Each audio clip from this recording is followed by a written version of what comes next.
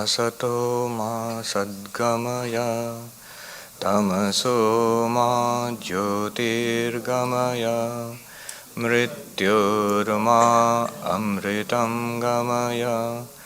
Om Shanti Shanti Shanti.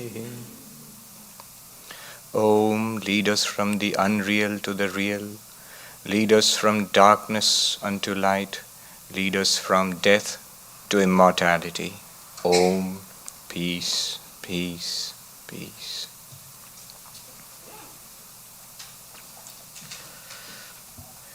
Good evening, everybody. This is a usual Upanishad class, but since I have two classes, I had one 2 weeks back and one now. What I did last time was talk about Upanishads in general, what they are, their importance, the central message. But today I'll talk about it in particular, take up one and talk about it. Last time we spoke about what the Upanishads are, and you recollect, Upanishads are the source of Hinduism. They are the fundamental source of Vedanta. In fact, Upanishads are these texts which you find in the Vedas, which collectively, in fact, are called Vedanta. We are sitting here in the Vedanta Society. If you ask what is Vedanta, one way of defining Vedanta would be the canonical texts called the Upanishads. The spiritual wisdom that we get from the texts called Upanishads is Vedanta. I'm actually translating the definition of Vedanta we were taught as novices. Vedanta nama Upanishad pramanam. These Upanishads are many in number, but basically around some 10 of these texts are taken as primary. There is actually no primary or secondary, major or minor Upanishads, but we have made an artificial division based on the selection made by Adi Shankaracharya, a great philosopher saint of about 1400 years ago, who selected 10 of these Upanishads, one more controversially, the Shvetashvatara. So 11 Upanishads in all, to write commentaries, explanatory texts.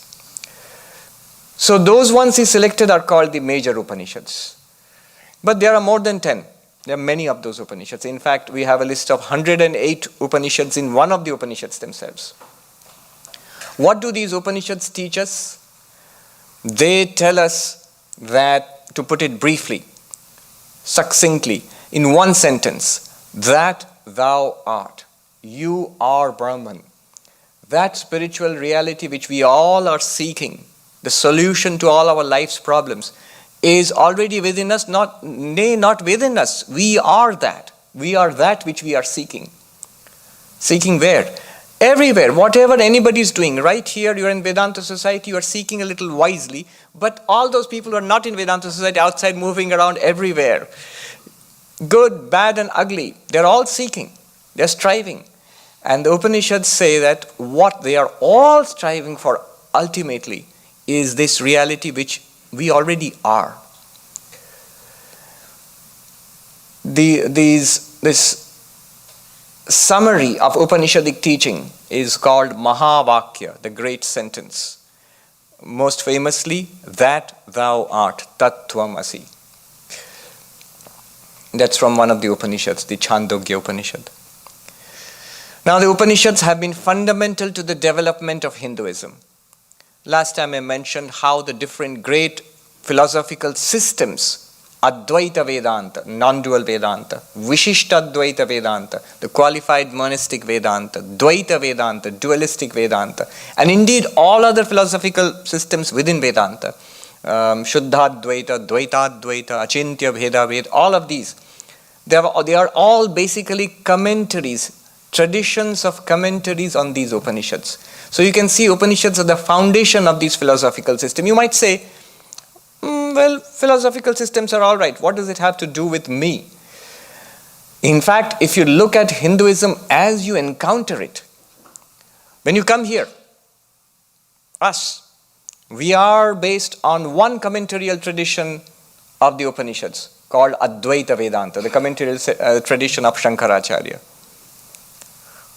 If you go out there, you would not suspect it. But if you see the Hare Krishnas, I come from New York now, and that's where the Hare Krishnas had their start, the ISKCON. But the ISKCON really did not start there. They have an ancient tradition behind them. They are the Gaudiya Vaishnava school of Vedanta. So they are also one. Come on up ahead. There are chairs here. Come on. So they are also one of the branches of Upanishadic commentary. Come on up. There are chairs here and there. Chino Hills, if you go there, you will find this magnificent Swaminarayan temple, which is another sect of Hinduism. And you would not suspect it. The Upanishads are there right there too, because they trace their philosophical descent from one of the schools of Vedanta, Ramanuja's qualified monism, Vishishtadvaita. In this way, the Upanishads have been at the foundation, the source of Hinduism, directly or indirectly. You can trace it back. Even more distantly, the sects and the religions of Buddhism, Jainism, not directly Upanishadic, but sometimes in revolt to the Vedic tradition, in contradistinction to the Vedic tradition. See, if you are basing yourself on a text or revolting against its text, you are tied to that text. So that's the importance of the Upanishads to India, to the whole of religion in India for thousands of years. To the West also, last time we discussed how the Upanishads came to the West, what Schopenhauer said about the Upanishads. He said it was the solace of my life and it will be the solace of my death. He said, I consider the study of these, the book he had got in his hand was Upanishad, which is a Latin translation of a Persian translation of the Sanskrit original. And by studying that, he said, I consider the study of this Upanishad to be the most beneficial in the whole world, except perhaps the originals, he said. Not just Schopenhauer. Even in this country, Emerson, Thoreau, Whitman, T.S. Eliot. We are finding more and more in the notes which we have that he had thoroughly read the Upanishads in the original Sanskrit. So all of them, they had deep influence.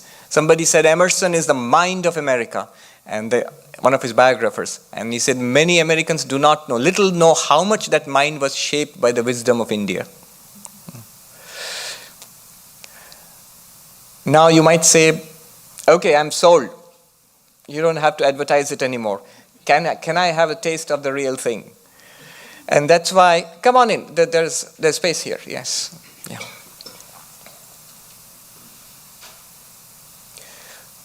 That's why I took up one Upanishad. Let's get, in the brief compass of time available to us, let's get acquainted with one Upanishad. We have, in the Vedanta Society, have been coming here, been experiencing it. So I took up one, the Kena Upanishad, to talk about that, and I started last time. Kena Upanishad is one of my favorites. It's small, it's very, very profound, very deep, and very fascinating. It's in the form of a dialogue between a teacher and a student. Most of the Upanishads are. Sometimes the teachers and students are named, sometimes you don't find any names, but there are questions and answers. And they are always about the ultimate reality. What is the truth about myself, the universe, and life? That's the question. It's the grandest theme ever. Now each Upanishad has a different approach to it. I sometimes think these Upanishads each of them can be a foundation for a different religion. They're so rich and so diverse. But they all come back to this grandest of questions. Who am I? What is the ultimate reality? What's the purpose of life? How can I overcome suffering? How can I attain peace and joy and profound peace and joy? And they are very direct, the Upanishads. So I took up the Kena Upanishad last time, and we saw the question. We just had time to see the question. The question is, I'll recite the original Sanskrit mantra. It's thrilling in itself, and I'll translate, and then we dwell some time over it. And then we'll look at the answer today. The first mantra of the Upanishad is the question. We don't know who the student is, we don't know who the teacher is, but we have questions and answers. The question goes like this. By what, impelled by what, does my mind think thoughts? Impelled by what do I speak these words? What gives me the experience of seeing? Right now, seeing. What gives me the experience of hearing? What enables life to perform all its functions? And notice, these are not many questions. You see, he is not asking about what makes my mind tick. He's not asking, teach me Freudian psychoanalysis. What makes my eyes work? He's not asking for a lesson in physiology. How do the lens and the nervous, the optical nerves and all that, how do they work? He's not asking for a physiology lesson. He's not asking a biological question or a psychological question. He's asking only one question in all of these questions.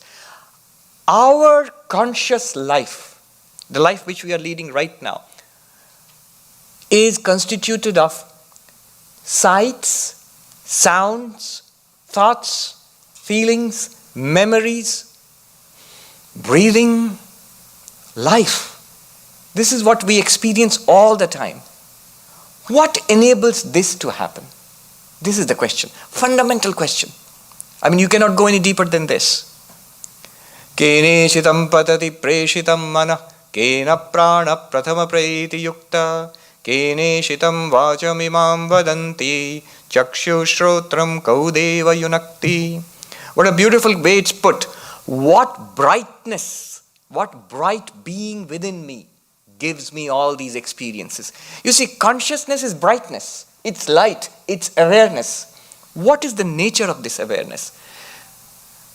How much more direct can you get? Last time I dwelt on this question, I don't want to dwell on it anymore. I pointed out that it's only right now at the beginning of the 20th century that this question was precisely formulated for our times, what is called the hard problem of consciousness. If you look it up, it's a huge thing. Now there's a play on the hard problem of consciousness in London. It's called the hard problem of consciousness. This essential light within us, by which we experience joy, by which we experience pain, by which we think. We have not even been able to, it's so common to all our experiences, we always ignored it. But now people are asking this question. Consciousness studies, scientists are asking, psychologists are asking, linguists are asking, philosophers are asking. And thousands of years ago, the student in Kena Upanishad asks this question. And he gets an answer. Not the way he thought he would. The answer is very interesting. And I'll give you the answer first, translate, and then we'll look at the answer. The teacher replies, Shrotrasya shrotram manaso mano yad vachoha vacham sau pranasya pranaha chakshushas chakshur atimuchya dhira pretya asmad lokad amrita bhavanti. The key mantra, the key text of the entire Upanishad. Get this, you don't need anything else. Not only in the Upanishad, nothing else you need in life anymore. The problem of life is solved right here. The answer to this question is given directly. What is consciousness? That answer is given, is pointed out. How do you realize this? How do you make it a live? How do you get it? I mean, how do you, what exactly is enlightenment? That is answered in this mantra. And what good does it do to me? That is answered in this mantra. Atma Swarupam, the nature of the self, that's one. Atma Jnanam, enlightenment about the self, that's two. Atma Jnana Phalam, the result of such enlightenment, that's three. All of these are packed into this one mantra. And at the end of this, we'll all feel, no, I want to listen to more. And that's how the Upanishad goes on. Detailed explanations, more and more detailed explanation. But let's unpack this mantra and see what the answers are. The very first question, the question of his student was, what is consciousness? And that is answered here. There was this dictionary of psychology, I think. So the term consciousness, and there was some cursory attempt at definition of consciousness, and then it's written, nothing worth reading has been written about it. Literally so. It's a textbook. Long ago, but now, few decades ago. Now a lot has been written, but again, not worth reading, not much worth reading. But people are making, scientists are making, philosophers are making very serious attempts at trying to understand and grasp consciousness. And you have a wide array of answers.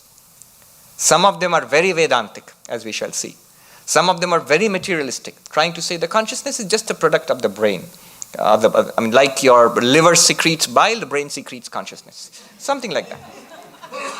You may laugh. There are very serious scientists who hold this view. I attended a debate in Brooklyn, in Pioneer Works in Brooklyn. There's a series called Scientific Controversies. And I had taken a group of Vedanta students there.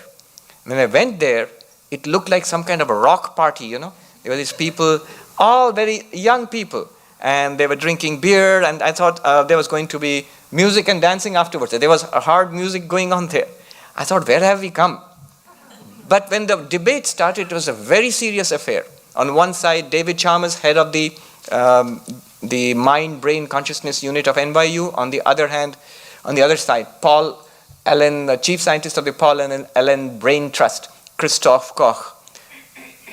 One of them was saying, consciousness is a product of the body. How it happens, what it happens, we don't know yet, but it's clearly a product of the body. It's nothing other than matter, product of matter. And the other side, David Chalmers, in neutral language, in secular language, in scientific language, non-Upanishadic, non-spiritual, non-Vedantic language, he's saying more or less what the Kena Upanishad said thousands of years ago. So it's a major scientific position now. It's that important now. We are at that cusp of a new understanding of consciousness.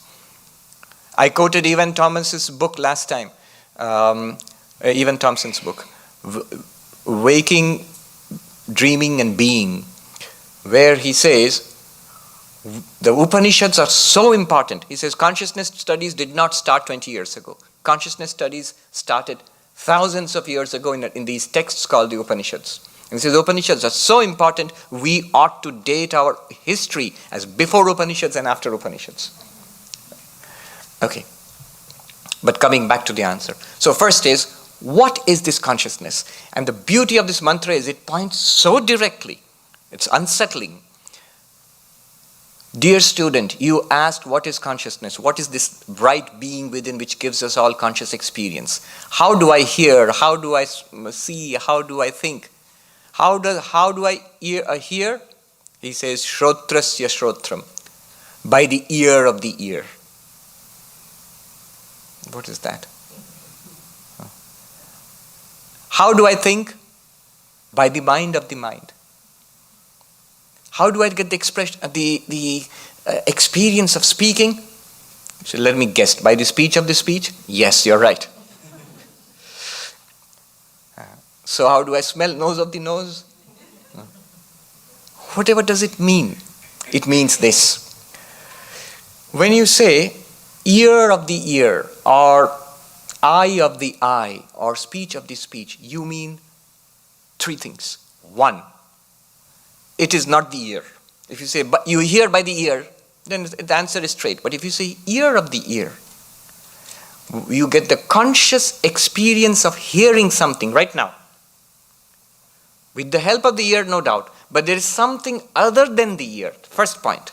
Ear. When you say ear of the ear, when you say owner of the house, you don't mean the house. You mean something other than the house. Resident of the house. You don't mean the house itself. You mean something other than the house. Ear of the ear. You mean something other than the ear.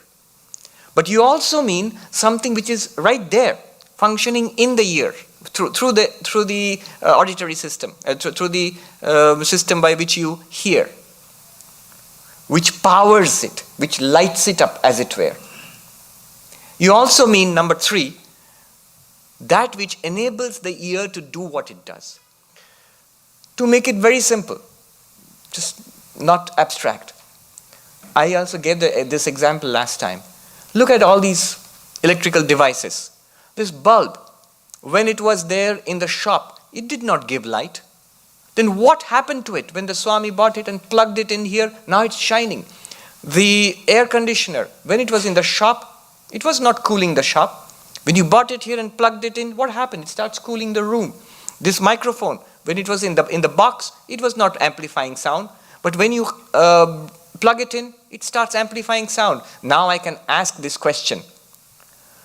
By what does the microphone amplify sound? The light, the bulb gave light, and the air conditioner cooled the room. Yeah, you are all Vedantic teachers. True. Electricity. Now suppose the teacher answers by the microphone of the microphone, by the light, the bulb of the bulb, and the air conditioner of the air conditioner. He answers that way. We know what, this is why you use such language. We know what you mean. You mean electricity. What is electricity? It's something quite other than the microphone. Electricity is not microphone. 1. It pervades the microphone. It enters into the microphone. 2. And 3, it enables the microphone to do what the microphone does. Amplify sound. Electricity by itself does not amplify sound. Electricity by itself does not shine and give light. Electricity by itself does not cool the room. These are functions of these devices, but they are enabled to do it because of the presence of electricity. Now that's a sort of rough and ready example for what consciousness does. It is not our physical system. Quite contrary to the materialist reductionist approach, consciousness is quite apart from this physical system. It's not even, Vedanta proposes that consciousness is not produced by this system. It's not a part of this system, no more than electricity is a part of the microphone. Take the microphone apart, you will not find electricity. As long as it's unplugged. You're going to get an awful shock if you do that. They say, before opening the unit, unplug it. So, if you examine the physical system, you will not find consciousness. You will find flesh and blood and cells and organs and tissues, biological activity, chemical activity, neurochemical activity. But consciousness itself you will not find. And yet, it is right here in this system. Just like electricity enables this to do what it is meant to do and that to do what it is meant to do and the air conditioner to do what it is meant to do, similarly, consciousness is that which enters into this physical system, this biological system, and enables every organ to do what they were meant to do. Eyes to see, ears to hear, your tongue to taste, mind to think, and the conscious activities of speaking and walking and talking and deciding and feeling and all of this. All of these are part of the physical system, biological system, but consciousness is apart from that, but enables it to do it. Now remember, I'm making a very subtle but very important distinction. I'm not saying consciousness actually performs the mechanical actions of seeing, hearing, talking, and smelling. No. You have the difference between when you go to a door in the airport, the door opens. After a fashion, the door sees you. There's a sensor there. It notices the approach of your body and it opens. But it actually does not see. It does not decide. It's an entirely mechanical, physical. You can explain it in terms of physics and you can explain it in terms of electricity and sensors and computer science. You can explain it. The door does not get a conscious experience of, I am seeing this person coming and now I must open the door. No, it doesn't do that. Whereas, if you open the door for somebody else, there's something very distinct going on within you. You perform the same function outside, but inside there is an experience. Which is this first person experience that consciousness gives us. And our life is nothing but this first person experience. Think about it. What is our life, your life, other than this first person experience? You might say, no, why? I eat and I breathe and I talk. These are all physical actions. These are biological actions. Yes, but they're all actions in your first person experience, in your experience of life. It's a lived experience. And that, fundamental for that, is consciousness. He points to that consciousness. Now, a lot has been said here. I mean, there is no time to unpack the whole thing, but a lot has already been said here. One is, this consciousness transcends the physical system. It's not part of the physical system. If the device is broken there, if the bulb is broken, electricity is not broken. If the microphone stops functioning, electricity is not broken. Electricity is there, just the device doesn't function, so electricity cannot make it work. Similarly, the claim is, if this body dies, so no longer do the eyes see or the ears hear, or no longer do we speak or think in this body, but consciousness is not destroyed thereby. Consciousness is not destroyed thereby. That's the claim. Consciousness is immortal. The claim is also that consciousness is unchanging. Everything, all the changes that we notice are in the body or the mind. Think about it. Things in the world change. People come and go.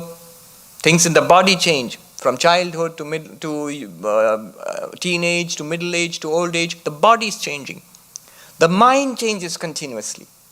Notice that the mind and consciousness are clearly distinguished. Mind and consciousness are clearly distinguished. It's a huge step forward. In Vedanta, mind and consciousness are not the same thing. The thoughts that you are aware of, the emotions that you feel, that's the mind. The memories that you can recover or not recover, that's the mind. The intellect that understands, the intellect which we are using to understand this, that's the mind. But the awareness of all of that is consciousness. Mind changes continuously, very fast. Consciousness does not change. Even when we go into waking and when we fall asleep and we dream, consciousness is not changed according to Vedanta. It's the mind which has fallen asleep. When the mind goes into deep sleep, shuts down as it were, consciousness has not shut down. Consciousness is just illumining the absence of mind, the non-functioning of the mind. So one thing that is pointed out is consciousness is unchanging. If consciousness is unchanging, then consciousness cannot die. Death is a change. The body can die. Even maybe the mind can shut down. But consciousness cannot die. Every problem we face is in the body or the mind. Oh, I have a tummy ache. In the tummy, not in consciousness. Consciousness does not have a tummy ache. It doesn't have a tummy. Oh, I'm so depressed. The mind is depressed. Are you aware of the depression in the mind? Yes. The one which is aware of the depression in the mind, is that one depressed? No. I mean, the implications of this paradoxical statement are so wide. I'm just giving you, later on in question answers it might come out. So he says, Atimuchya dhiraha. The spiritual seeker is a very profound word which is used for the spiritual seeker. Dhira, literally it means the patient one, the heroic one, the one who realizes the truth and builds his or her life upon the ground of that truth. Dhiraha. Atimuchya. Transcends. The word used is transcends. What is the result of this understanding, of this insight? You transcend this body-mind complex. Transcending body-mind complex means not that you pop out of your body or you come out like a mist of smoke or something and the body remains separately, an out-of-body experience. No. You still remain within the body. You transcend the body exactly in the same way as electricity transcends this device. What do you mean transcends this device? The device, before the device was plugged in, the electricity was there. When the device is plugged in, the electricity is there. If the device is broken or unplugged, electricity is still there. In the same way, you, the consciousness, you transcend this body-mind complex. You are in it, functioning through it, but you are not it. This transcendence is in this form. When right now our feeling is, and modern the reductionist science says, I am a body with consciousness, or I am a body-mind with a spark of consciousness. What this Upanishad tells us is, you are consciousness in a body-mind, functioning through a body-mind. You do not need the body-mind. The body-mind needs you. Without you, in this body-mind, darkness. It's a zombie. The concept of zombie is there. So it's a zombie. But with you, the body-mind functions as this individual. Our problem is, we have forgotten our true nature as pure consciousness, and we have identified ourselves with the body and mind, and hence all problems which accrue to the body and mind, they accrue to us. It becomes my problem. I am putting on weight. I must exercise. I must join a fitness club. Some kind of fitness club. I must do that. What's putting on weight? Not consciousness. Not a fat consciousness. It's the body which is putting on weight. I'm bored. I need to watch TV. What's bored? Not consciousness. It's the mind which is bored. I'm angry. What's angry? Not consciousness. It's the consciousness illumining anger, a flash of anger in the mind. I am deeply calm and meditative. Not consciousness. It's still the same. It's the mind which is calm and meditative. Consciousness just illumines that. This is called transcendence of body-mind. And this is, we're staying in the body-mind, right here, functioning within the body-mind. You attain this. What is the result of this? Vedanta would say, Atyantika dukkha nivritti paramananda prapti. You transcend all sorrow forever. Again, the word is transcend. Transcend means not that all your health problems will be solved, your financial problems will be solved, your mortgage problems will be solved, your parking problems will be solved forever. No. No. The world outside remains as it is. The world that is in the body remains as it is. Even the mind, in a way, remains as it is. But you, as consciousness, have none of those problems. And you can go on and deal with the problems as they arrive, at the level of the body and the mind, the level of the society. But you know yourself to be untouched, completely invulnerable to those problems. Pretya asmad lokad amrita bhavanti. It says, you transcend this world while being in this world, and you become immortal. Become immortal means, it's just a way of putting it. You are immortal. You are that immortal consciousness. You just realize it. That is attainment of eternal peace and felicity, of joy and peace, and the peace that passeth understanding. So this is the sum and substance of the answer, the core of the answer that is given to the student. Notice one thing. It's entirely impersonal. There's no Hindu or Christian or Buddhist. There's no theist or atheist about it. It's stated as a scientific fact. It's stated as something that is obvious. You can appreciate it. Not only that, it's not something that you have to wait for. It's that reality they talk about, this pure consciousness, is not something that's separated from you by time and space. By that, what I mean is, it's not a heaven that you have to wait for after. If you're a pretty good boy or girl, then after death you go to the nice place. If you're not, after death you go to the other place. It's a religious solution that is separated from you by time, by death.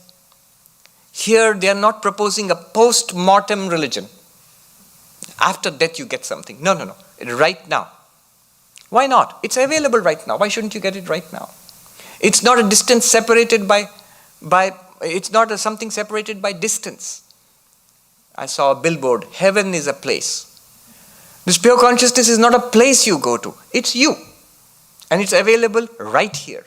Right now, right here. In fact, it is you. Not even within you, it's you. All right, you will say, we are sold. Wonderful. How do I realize it? How do I appreciate it? How do I get all the benefits? I like it. Yeah. When do the benefits start flowing to me? I want to realize this. Then the teacher says, here comes the rub. He says, the next mantra says, Na tatra chakshur gacchati na vag gacchati no manaha na vidmo na vijanimo yatheitad anushishyad. Teach it to me, O teacher. I want to realize this pure consciousness. I want to be liberated. I want to be immortal. I want to transcend all my problems right now, right here. Where is this pure consciousness? Give it to me. The teacher says, there's a problem. What's the problem? Na tatra chakshur gacchati. The eyes do not go there. The eyes do not go there means you cannot see it. And the eyes stand in for all the sense organs. You cannot hear it. You cannot smell it. You cannot touch it. You cannot taste it. Pure consciousness. Can I go to it in pilgrimage? You cannot go to it. It's not in Benares or in Jerusalem or anywhere. No. Vedanta society? No, not even here. You cannot go to it. None of these motor organs, none of the sense organs will help you. Pure consciousness is not an object of these sense organs. Okay, at least you can teach it to me in words. No words can express it. Na vag gacchati. Words cannot express it. But you just expressed it. Ear of the ear, eye of the eye, the mind of the mind. Yeah, but what did I say? Did you get it? No, not really. The teacher says, you know why I use such language? If I say it's pure consciousness, it's Atman, it's Brahman, then what will happen is you will think, okay, there is an Atman or Brahman which I need to look for. It's not like that. If you say, okay, it's me, you said it's me, right? Yes. So why didn't you say that pure consciousness is you? Well, if I say it's you know what the problem will be? You already have a very clear but completely wrong idea of what you are. So the moment I say that pure consciousness is you will say, oh, this is me. So this is pure consciousness. No, it's not that either. It's not what you think yourself to be. True, it's you, but not what you think yourself to be. You already have a very clear and very wrong idea about yourself, that I am this body and mind. So if a teacher says, you are pure consciousness, you'll think, okay, I am pure consciousness, this body and mind. No, that's not right. That's why I use such language. That language it's wonderful. And the Kena Upanishad is full of such paradoxical language. We'll see. So the speech cannot express it. Well, at least give me an idea about it, a concept. Na manaha, the mind cannot think about it. You mean I can't even think about it? No. I can't understand it? No. This looks difficult. Well, then I'm helpless. You do what you want. You tell me. You know it, right? You know it. He asked the teacher. And the teacher says, na vidmo. I don't know it. But you can teach me, right? That's why I'm here. No, we don't know how to teach it either. Na vidmo na vijanimo yatheitad anushishyat. How to teach it? We do not know. It cannot be taught. You can see the student, you wasted my time. We came all the way and we braved the Los Angeles traffic and we parked at great difficulty. You should have told me, half the class is gone. Well, let me find my way out. And so the teacher says, wait. There's one thing we can do. The way I came to enlightenment, I can transfer that to you. And we'll see if it works. What is that? Next mantra, the teacher says.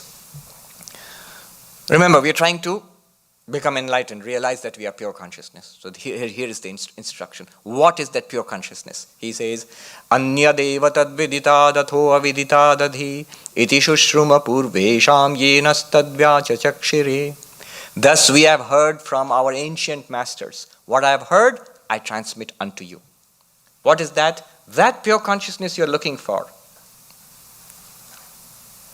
It is other than anything that you know. Whatever you know of, set it aside. It's not that. And all that you do not know, set that aside. That's not it also. It's other than the known, it's other than the unknown. It's a very powerful instruction. What do you mean? If it's something that I do not know, then it's unknown. So this pure consciousness is something that I do not know. It's an unknown thing for me. The teacher says, not even that. It's not unknown. It's not known. Now tell me, what's the only thing that is neither known nor unknown?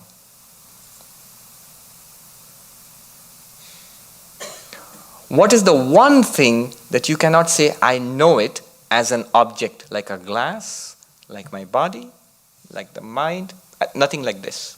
Like the universe, nothing like this. And yet it's not unknown either. It's always there. What's that? I am, awareness, all the good answers. Exist, I am, I exist, awareness. In all our experiences, what's the one common thing? I. All your life. Not even the ego. I'm not even talking about the ego. The presence, the awareness, the being, the isness of everything. Just think, your life, the constant is isness. It's just coloring upon isness. In fact, one of the Vedantic texts says, it's like an easel, a canvas on which a painter paints. Whatever you paint, that's your life. But the canvas is always there. Without that, you cannot paint. That canvas, what is that canvas in your life? It's you yourself. But which you? Here's the wonderful, the beauty of this teaching. Everything about yourself that you know, set it aside. Body, breath. No, not this either. The thoughts, not that. Memories, not that. Feelings, not that. Perceptions, not that. Understanding, not that. Then nothing, blank, unknown, not that. Can you stay with that?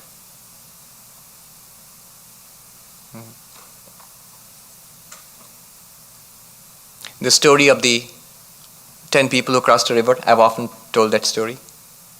10 friends crossed a river. It's an old Indian story. 10 friends crossed a river. And after crossing the river, they thought, have we all crossed over or did somebody drown? So let's count. And they counted. 1, 2, 3, 4, 5, 6, 7, 8, 9. Oh my God, the 10th person is dead, he drowned. The other person, somebody else said, you're not doing it right. You stand here, let me count. 1, 2, 3, 4, 5, 6, 7, 8, 9. Oh my God, the 10th person is drowned. Our friend drowned in the river. And they started wailing and weeping until a wise person comes by and asks, what are you crying for, my friends? And they say that, oh, our friend drowned. We were 10, now we are 9. And the wise man must have counted and he said, how are you 9 now? We counted. Then the wise man says, don't weep.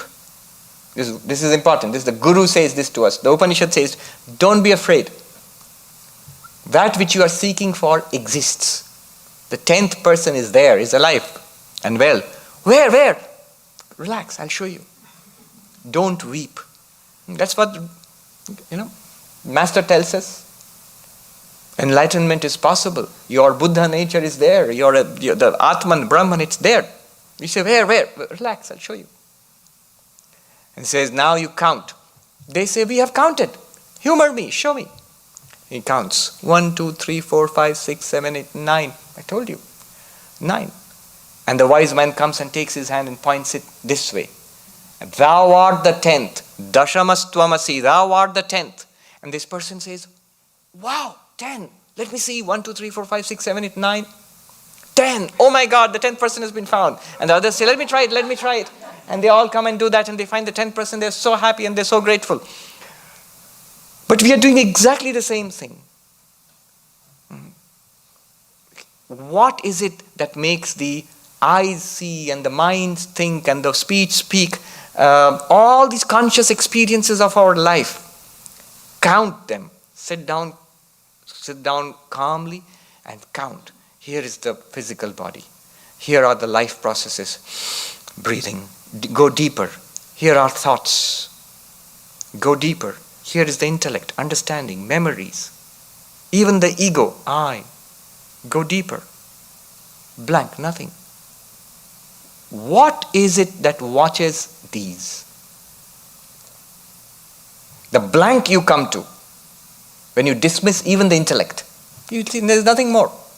The student asks, other than what I can experience here, there is nothing more. And the teacher replies, except, you're right, there's nothing more to be experienced here, except the one who is experiencing. It's that the mistake they were making. There are only these 9. Where is the 10th person? And what did the wise man say? You're right. There are only these 9 to be counted. And there is one more, the one who was counting. How can you deny the counter? The one who's counting. How? Here is the precise question. How can you deny that which experiences body, mind, intellect, thinking, feeling, speaking, hearing? Are you with me? No?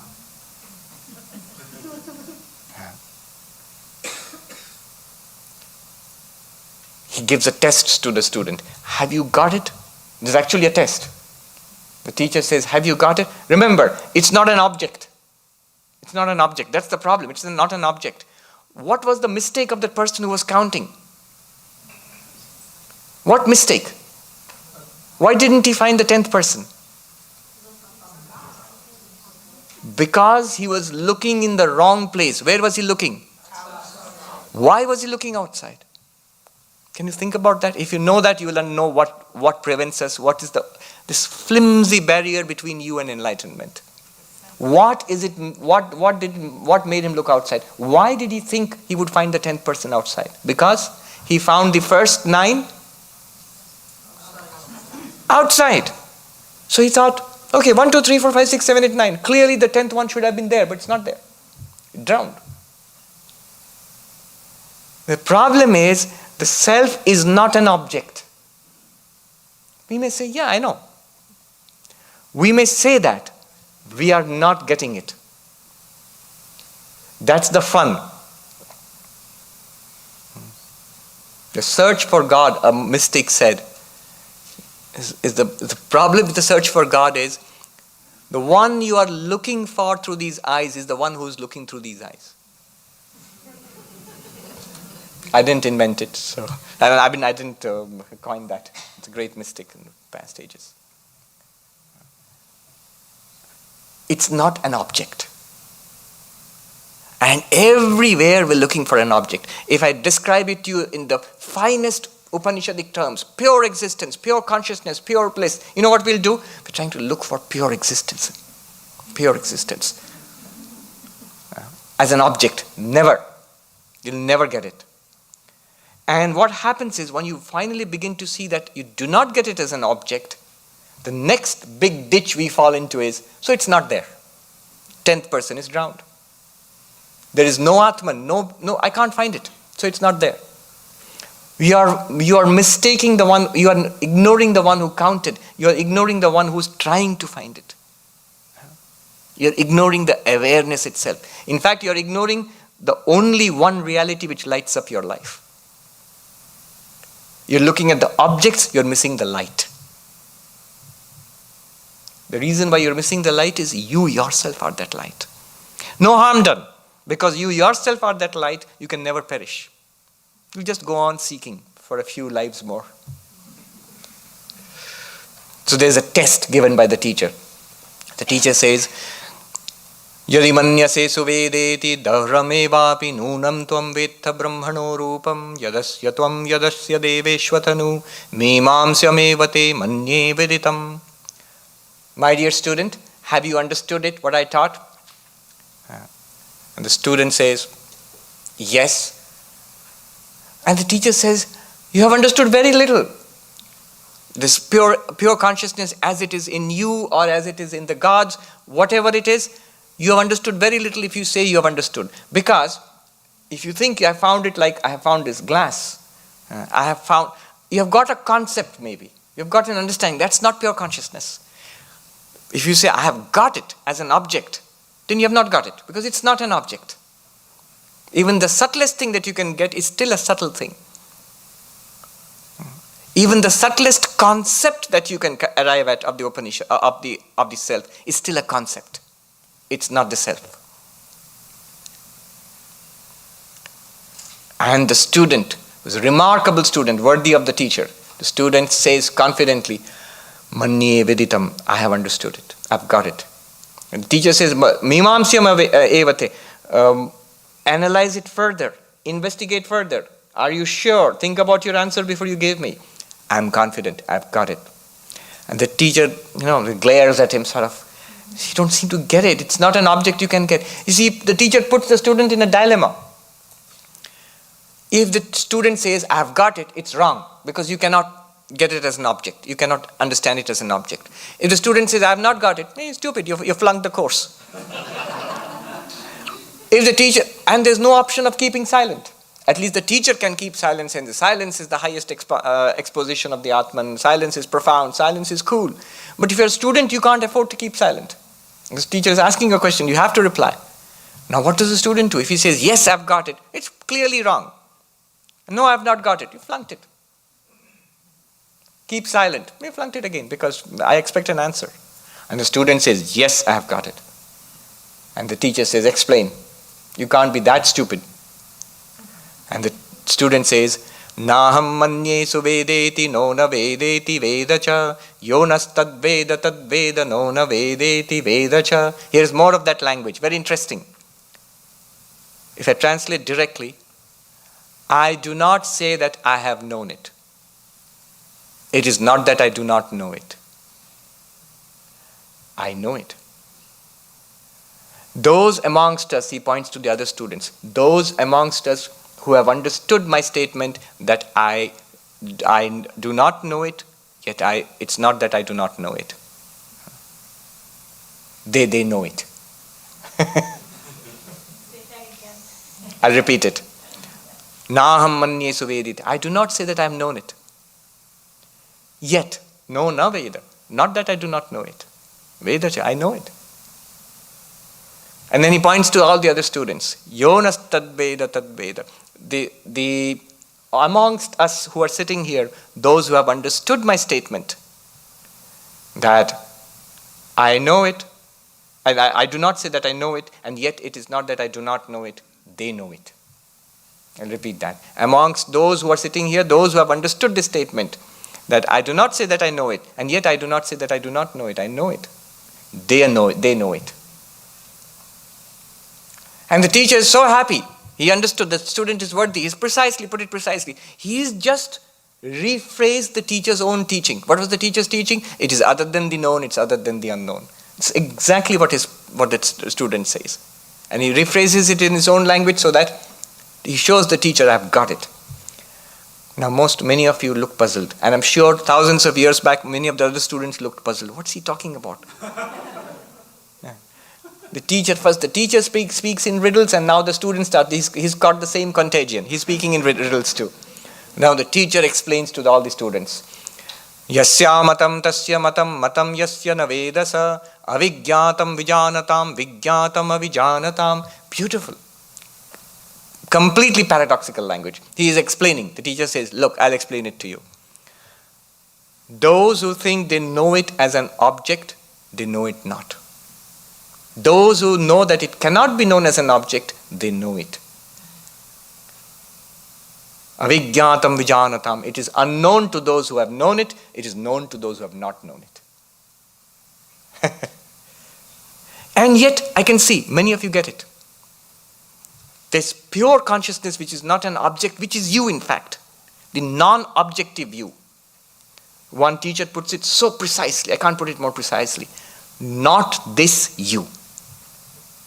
Not this awareness. Look at the awareness that you are. And from that awareness, eliminate, that means ignore, set aside mentally, everything that you can qualify as this. This body, set aside. This breath, set aside. This mind, this problem, this happiness, this desire, this good and this bad and this guilt and this, set aside. Because it's an object. Even the intellect with which you are trying to understand this, it's this intellect, this understanding, set aside for the moment. Nothing, Swami, that nothingness, set aside. What remains? Not this awareness. From awareness, eliminate the this. In your understanding, eliminate the this. You will come to that. You will come to that, and you will say with the teacher, it is unknown to those who claim they know it. It is known to those who claim it cannot be known. Avijñātam vijānatam. Then the next statement is even more grand. Pratibodha viditam matam amritatvam hi vindate. Those who know it, Brahman, Atman, the pure consciousness, when? In every experience of life. In every experience of life, they attain immortality. In every experience of life, can consciousness be appreciated when you are seeing? Yes. It is that awareness which through the mind and the eyes and the object gives me the experience of seeing. Can pure consciousness be appreciated in hearing? Yes. It is that awareness which with the mind and the ears and sound gives me the feeling of hearing. Can I experience pure consciousness in pain? Yes. It is that awareness which with the mind and the body and the nerves interprets or experiences pain. It illumines pain. Is it itself ever in pain? No. Never. Pratibodha viditam matam. In every experience, when you realize yourself as pure consciousness, making that experience possible, illumining that experience, then you are immortal. Amritatvam hi vindate. Then you get immortality. Get immortality means you realize yourself as that immortal pure consciousness. We can go on. There's so much to it. Little cryptic statements, very powerful. But let me throw it out for questions. Let me dwell in it for the next few minutes. Don't ask philosophical questions. Ask a direct question regarding this pure consciousness right now, from your lived experience. Yes, the gentleman there. I'll come to you later. Speak into the microphone. Thank you. If you glimpse immortality as you're describing it, can one forget it? No, one cannot. You see, it's like, I'll give you a simple example. What's your name? Vartan. Vartan. So, that your name is Vartan, you don't generally forget it. If you act in a play as, say, Macbeth, then for the time being you're acting as Macbeth, but you know I am an actor called Vartan. That knowledge you don't have to remember. I must keep on remembering I am Vartan, otherwise I might forget. No, you don't. You throw yourself 100% into the acting, and when you come out you're still the same person, Vartan. That knowledge is not lost. Now, that's an example. You might say it's lost in deep sleep, for example. You don't think about it when the mind does not function. But no, it's not lost. The claim is, once you understand yourself as pure consciousness, once you know that, it's continuously available to you. It's like sitting in light. Sometimes you may look at the light, sometimes you may not. But you can never escape from the light, because everything that you experience is experienced in that light. Once you understand the light of pure consciousness, you will see every experience in life speaks to you about that.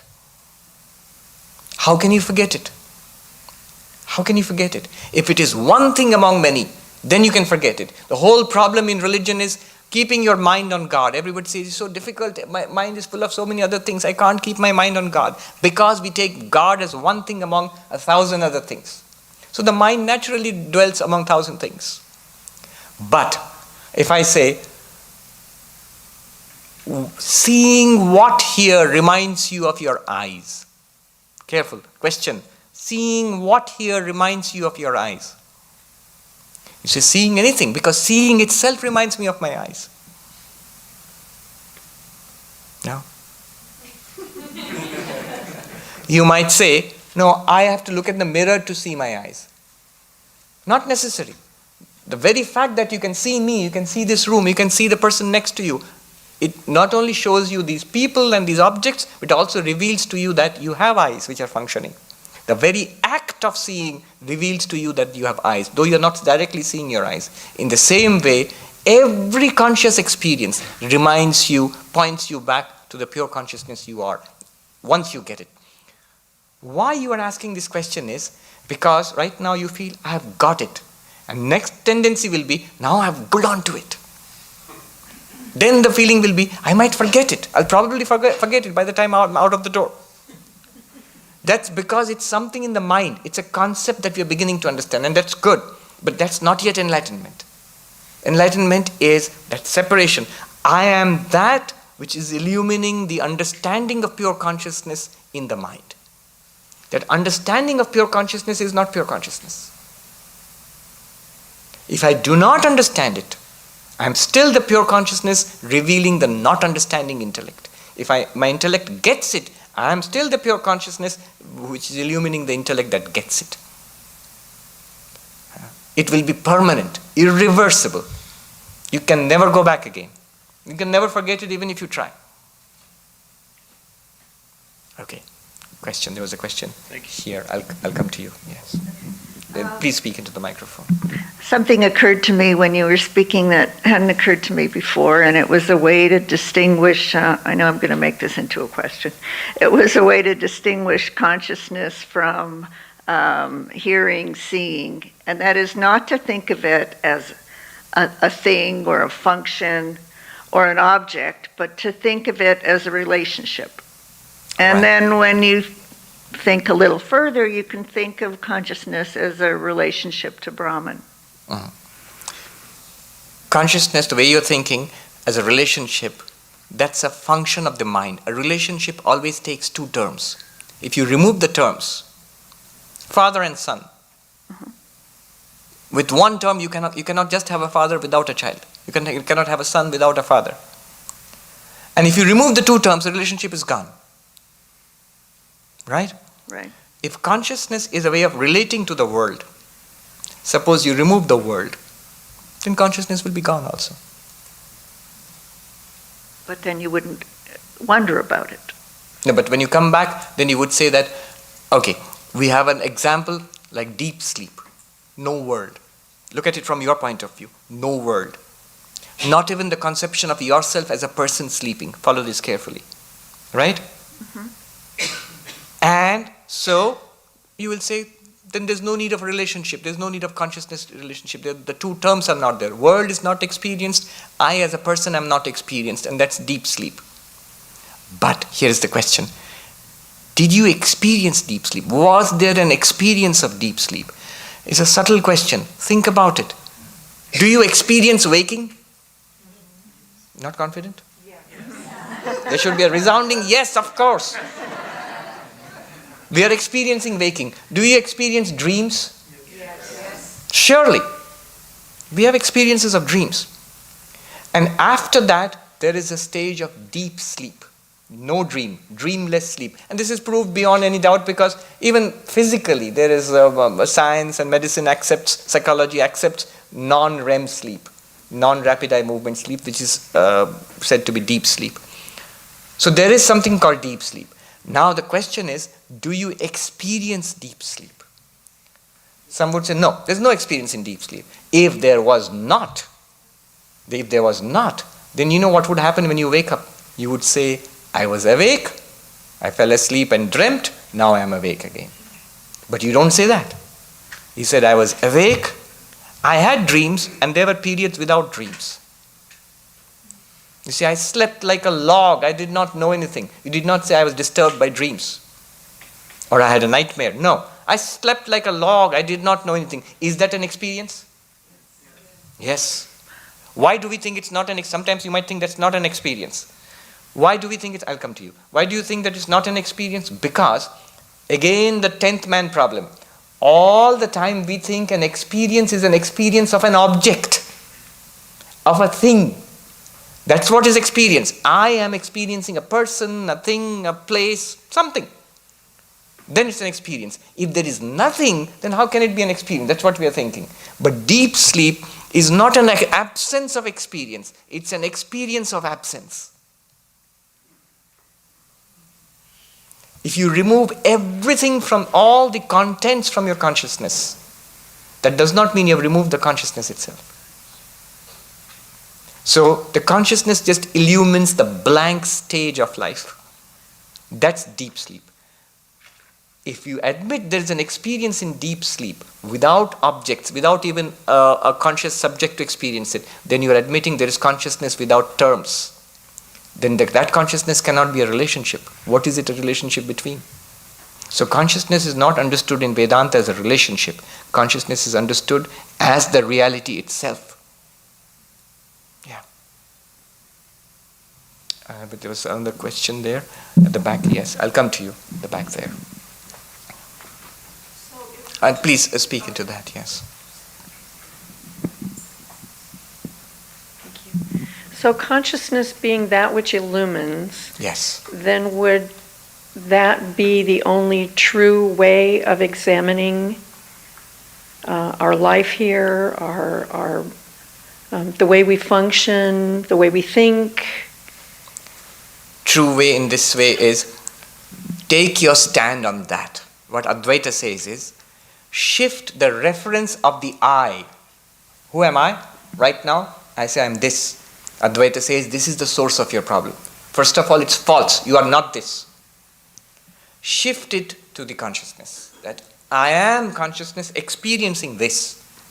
This body, mind, let it be as much of an object as this glass. That's the true standpoint. That solves your problems. At that standpoint, you have no more problems anymore. Yes. So no need to examine at that point. Examine what? Your actions, your thoughts, the way we function here. After that, you can examine, and you'll be examining from a more truer perspective. Yeah. You see, after that, the real major problem of life is solved there, at that point. But the game of life still goes on. Right? You still have the body, you still have a world out there, you still have to park your car, you still have to pay your mortgages, all those things are there. But then instead of becoming a terrible struggle of strife, of dwindling success and mounting failure, of a losing battle, as long as we identify ourselves with this body, it's a losing battle against the universe, because this body is going to get old and deteriorate and die, no matter how gluten-free you are.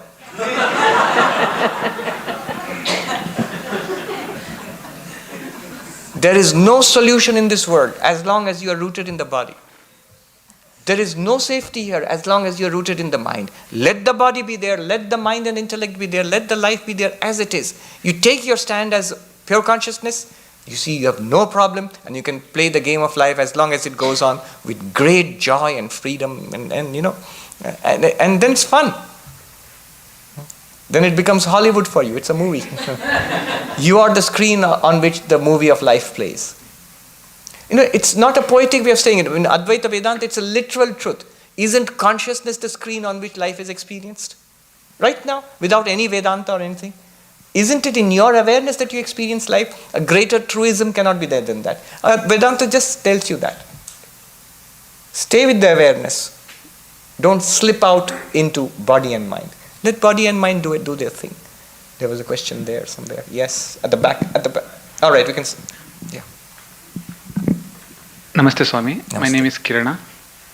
My question is, I know that I am consciousness. Yes. But should I have to intellectually keep on telling that, I have to associate my ego to consciousness always? I mean, I to consciousness always? Yes, because, not because you actually have to do it, it's because every time the I associates itself with body-mind, then the correction has to be done. That's the sadhana. In fact, in Vedanta, that's called nididhyasana. Every time I act, I think, I speak as if I am this thing, then the correction has to be done within me. Look, you have understood your awareness. Why don't you live up to that? Why don't you claim that? Every problem you examine in this light, you will see the problem solved. It disappears. The problem is not solved, it's dissolved. Do you want to follow up on that? Yes. So, I will always associate my I-ness to that consciousness. Yes. You have to do it once. In fact, the word I used, pratibodha viditam matam, there's a beautiful commentary that in that Sanskrit it says, it's a knowledge that flashes once forever. Once it's done, if you have to keep on practicing, it's like an intellectual way of convincing yourself. It's a good practice, but it's not yet enlightenment. The enlightenment comes in a flash once, and you cannot drive it away again. But for that, this practice you're telling is a good practice. Thank you so much. Yes, it's a powerful practice. There's a question there. Yeah, Swamiji, my name is Sean. Yes. And so we come to this class and we spend a good 1 hour to really understand, well, not really say that I would really understand. I have that understanding of the concept, right? And then once you go out, we have the material duties to perform each day. We get Yes. into that day-to-day the sufferings and make it precise, the question. Yes. sufferings, right? How do we make sure that we remember the realization of the consciousness even we do the material duties on each day? There can be many answers to this. It's like in dualism, you ask, how do I keep my mind on God in the midst of life? But here, the answer is much more direct and very fascinating. You know what you're asking? You're asking, I know I see everything with my eyes. When I see so many things, how do I remember my eyes? What should be the answer? The instinct is to say, whip out a mirror and look at your eyes. No, that's not the Advaitic answer. What's the Advaitic answer? Can you tell me? Hmm? Look inward, or I don't know, maybe. How does seeing something remind me of my eyes? Tell me. Because you're seeing. Do you see? No, see? No?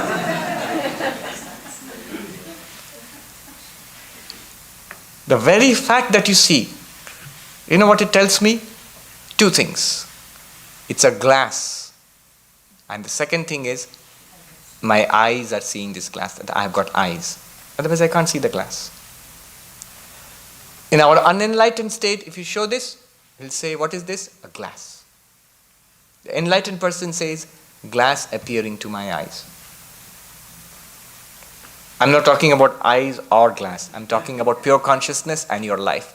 Every duty that you perform, whether you're driving a car, teaching students, buying something at a shop, getting angry, losing your temper, then feeling guilty about it, all of that points back to the pure consciousness, completely untouched and pristine and immortal which you are. Question? Oh, let's come here. Okay, there's a gentleman who's been raising his hand. Then we'll come here. That'll be the last one. Yeah. Swamiji, my question is, you said, or at least I thought you said, that consciousness is immortal, it doesn't die with you. Yes. Okay. Now, intellectually, in the absence of a better word, how do I, rationalize that, or do I have to take that on faith, that consciousness is immortal and doesn't die with me? Right. I can give you a number of answers, but two things I'll tell you. One on this side first. One thing is, did you notice all changes are objects of consciousness? Every change that you experience is experienced in consciousness. Think about changes, this room, your body, your life, your thoughts. All of them are lit up by you, the consciousness. Consciousness itself never changes. Not on faith. Think about it deeply, you'll see that consciousness itself cannot change. It is that which illumines change. It is that which reveals change. If it cannot change, how can it die? Okay? This is one thing. The second thing is, a more direct answer is, don't bother about it. If by centering yourself in pure consciousness, all your problems are solved now and forever, don't bother about the future death of the body. Think about it. It goes so deep, the rabbit hole runs very deep. Life and death. Are they life and death of the consciousness, or are life and death revealed in consciousness? Clearly there is birth and life and death of the body. Clearly, everybody sees that. But birth and life and death of the consciousness, has anyone experienced it? No. Birth and life and death are revealed by consciousness. Time, past, present and future. – Is consciousness in time, or is time in consciousness? Vedanta will say time is in consciousness. Space. Is consciousness a point in space, or is space in consciousness? Space is in consciousness. Somebody asked, in a Vedanta teacher in the Himalayas, Swami, you are telling us that I am all pervading, but no, I am here, I am not there. How can I be all pervading? I am here, I am not there. You get the question? Now listen to the answer carefully.